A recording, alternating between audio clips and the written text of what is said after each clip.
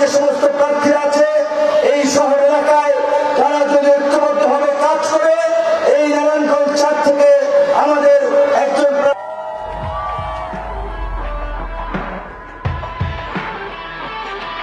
প্রার্থীকে জয়লাভ করানো সম্ভব। আমরা এখন পর্যন্ত কোন রাজনৈতিক দলের সাথে জোট করি নাই। আমরা পরিষ্কারভাবে বলছি, আগামীতে আমরা যাদের সাথে জোট করব তারা সরকারে গেলে তারা সমাজ এবং রাষ্ট্র ব্যবস্থা নিয়ে কি ভাবছে, দেশের পরিবর্তনের প্রশ্নে তাদের অবস্থান কি, চাঁদাবাজ, দখলদার, বৈদস্যুক, মাফিয়া, সন্ত্রাসীদের বিরুদ্ধে তাদের অবস্থান কি, এই সমস্ত বিষয় পরিষ্কার হওয়ার পরেই আমরা সিদ্ধান্ত নিব আমরা কোন দলের সাথে জোট করব কিনা। এই নারায়ণগঞ্জেরও কয়েকটি আসন রয়েছে, বাকি আসনগুলো দ্রুতই আমাদের প্রার্থী ঘোষণা করা হবে।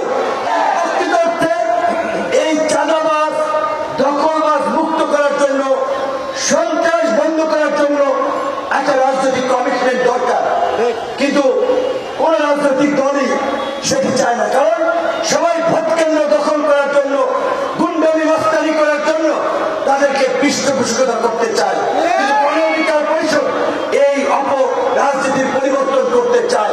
যদি আমরা সুযোগ পাই, আমাদের সুযোগ তখনই হবে যখন